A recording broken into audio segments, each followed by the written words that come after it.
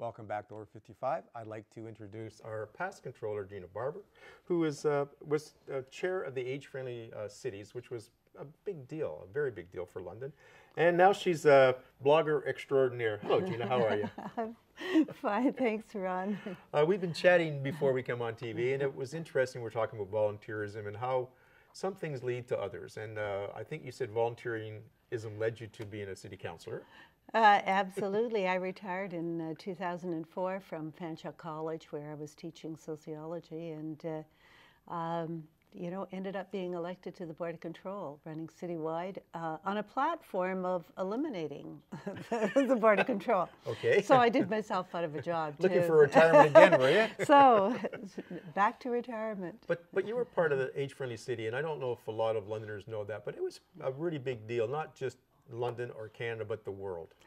It was. We were recognized by the World Health Organization as being committed to being an age-friendly city. So we joined that global network, and we were the first city in Canada to do that, joining cities like New York City and Brussels and so forth. So big kudos yeah, for us. it was important and continues to be important. Yes. So you're the groundbreaker and the leader of that. So thank you very much for that. I mean, that's a important part. Now you're a blogger. So how did you get into blogging? Because I'm not a blogger, so I have to admit to that. Well, it really was when I was at City Hall. One of the things that happens is you get a lot of questions, a lot of requests for information. How do I do this, or what's happening here, or please explain what happened at City Council last night.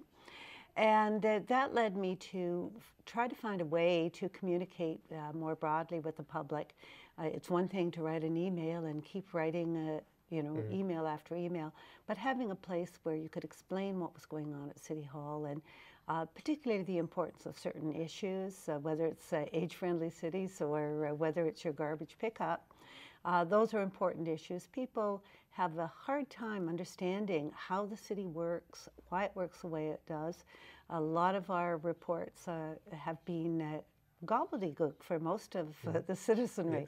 So that's how it started. It was a way of communicating with people.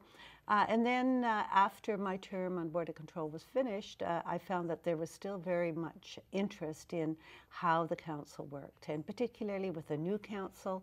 We're functioning somewhat differently without a Board of Control. Right. So I kept it up, and so my blog, London Civic Watch, is really that. It's a watch on what's happening in the city, particularly at City Hall. So you're sort of the go-between. If I want to know something about City Hall and I'm afraid to go to somebody, maybe City Hall, or I can go through your blog and start to correspond with you or ask you some specific questions? Well, certainly you can always ask me specific questions. I pick a topic. The topic is usually set by the agenda at City Hall. Okay. Ones that I think that people may be interested in, ones that sometimes they're controversial, sometimes they're things that are quite obscure but are significant to people. And so what I try to do is make them accessible to people. Like, here's what's really going on. And that can be sometimes difficult to appreciate when you get a little report in the newspaper. Yes.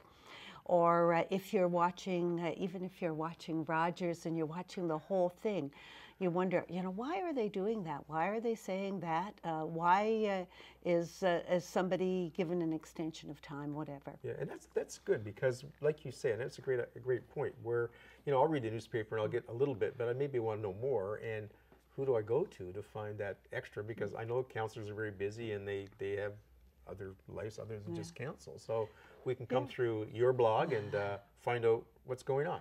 Well, and it's my take on it based on my experience of council.